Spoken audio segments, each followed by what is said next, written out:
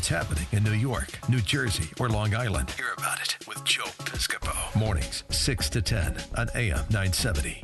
The Answer. Live from the smartwaytobuy.com studios. 8:44 with Joe Piscopo. Mike Gallagher, kind enough to stop by. You know, he is in much demand in the mornings because stations around the country want to talk to this guy. Just a piano wants a piece of me. So you were great at the cruise. You stepped fun. Up, you sang. I was happy to do a little intro to the great Joe Piscopo. Very impressive. It was fun. I go like this. I don't know if Frank and Aldo. No, they weren't there yet. It's sound check, and Mikey's there. Mikey and I are about to go. We're doing the whole thing, and then Mike belts out. You weren't even facing the stage. Matt Sambolin puts on, right, Matt? Remember that, Matt? Was he unbelievable? Matt puts on the track. It's not an easy song to sing because I know as a musician the structure is weird of that song. It's kind of because especially when it's a karaoke and it's not in the rhythm.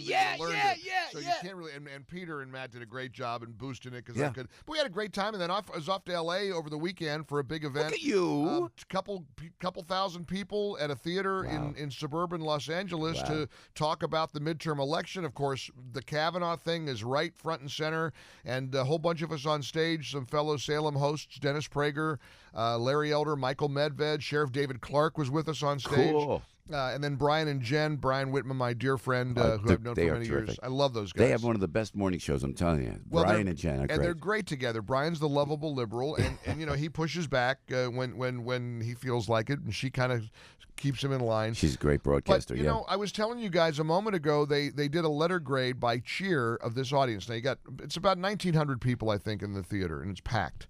And Brian and Jen said, by a cheer, how do you think the president's job performance should be rated? Letter grade. F, D, C, so forth. He said F, one lone person in the back of the auditorium in the cheap seats.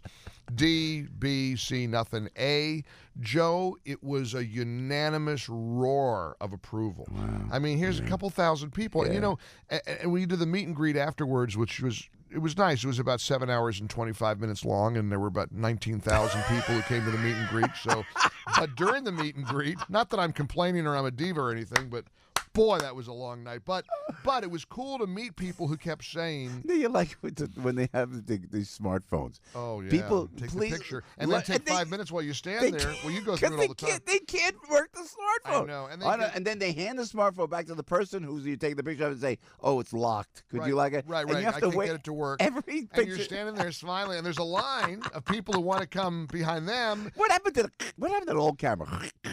Listen, it's a great experience to meet listeners in person, but it always slays me when somebody say, now, Mike, remember 7 years ago when I called you and I was telling you about my aunt? Yeah, but you probably remember. Sometimes you remember those things. I pretend things. that I remember. Nah, you remember. No. Anyway, but people kept saying it feels so good to be in a room with hundreds and hundreds of like-minded people, especially in Southern California, because we're just getting so bombarded and buried right now. I told you off the air, Mike Lindell jumped on right at the 6 o'clock hour. He called me as I was walking to work. He goes, Joe, I just had dinner with the president. And he went on. He was so excited. I said, Mike, hold it. I'm calling you on the air. I love it. He's so full. This people, and I'm in Nevada, and I'm in Mississippi, and I'm in New Orleans and Louisiana, man. They love this president, but my goodness gracious, they will throw every distraction. Now what's happening with Judge Kavanaugh? Well, and we're going to see what the accuser decides to do because it's still not 100% locked in, but the plan is for Monday, both sides are going to be heard. And the president was very spot on yesterday. The president said, we're going to listen to both sides. We're going to listen. He thinks it may be just delayed, but let the committee hear the accuser. Let the committee hear the accused. As I said yesterday morning on air, it's heartbreaking because this good and decent man will have an asterisk behind his name now, frankly, for the rest of his life. So if it's a false accusation, it's horrific and it's a nightmare. If it's true, hey, this deserves an airing and a hearing. And now we listen to everybody. I mean, you have to. It's just a strange dynamic that Dianne Feinstein. Well, I can't get past her sitting on it for months. That's what I can't get past. Yeah. Forget that. I mean, then there are other weird variables. The woman took a polygraph a month or so ago. Thought she wasn't going to be. Thought she wanted to remain anonymous, and this was never going to be. She takes a polygraph with a retired FBI agent. She scrubs her social media. Took a lot of steps Of course, she hired a very high-profile Me Too era lawyer. So all of this is kind of peculiar. Very curious. Very curious. And the most curious is if Dianne Feinstein had this information back in July, guess what? That's the time you asked Judge Kavanaugh about it, during the hearings, not on the 11th hour. So something is very strange about the timing of it. But here we go. We're Anita Hill all over again. We're going to go through this bloodbath.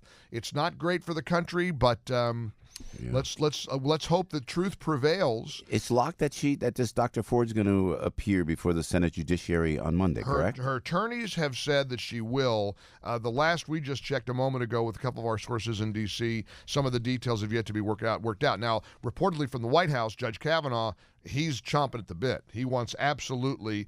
And, here's the other peculiar thing. With most of these Me Too sexual predator cases, one person comes forward, others join. This is it so far. I mean, the next few days. Now, everybody knows that. So if this really is a concerted effort and a conspiracy kind of a thing, well, then it would make sense other people will come forward because, oh, yeah, me too. Yeah. So it's just But it worked the other way. It was women that have dated him, have been with him. 65 of them showed up and said, even before the fact, that this guy's a good guy. Yeah, but Julia Louis-Dreyfus signed a letter condemning him. So there it is. It's all over, I guess. How did she do? I guess she went to the school, and they shouldn't know anybody involved, but she said, oh, yeah, we heard about those guys Mike, at that prep school. I will let you go, Mike, but help me out here, and maybe you could address with your national audience, how do you could just say anything nowadays, and then it sticks, right, wrong, or indifferent. And there's no law because of our free speech here in the United States. There's no law where it says, no, if you're going to say something, this better be true. Otherwise, you're going to have to be responsible for it. And there's no accountability for it either. None. Because the accuser then goes away, and meanwise the person who's accused is destroyed. And it hurts the women. It dilutes the Me Too movement. I think it does. But and look at Norm Macdonald got in a lot of trouble this week, saying I hope this can slow down a little bit. Sean Penn in hot water, saying that he thinks the Me Too movement is just dividing women and men. So it's a tough issue. We're going to do our best with it today from 10 to 1. I hope you join us for the Mike Gallagher Show. Welcome home, Mike. Great seeing you guys. God bless. Sit down. You're rocking the boat, Mike Gallagher, like nobody else. That's it right there. Everybody knows this guy. No, everybody knows he can do a radio show. Joe Piscopo. Mornings, 6 to 10 on AM 970. The Answer.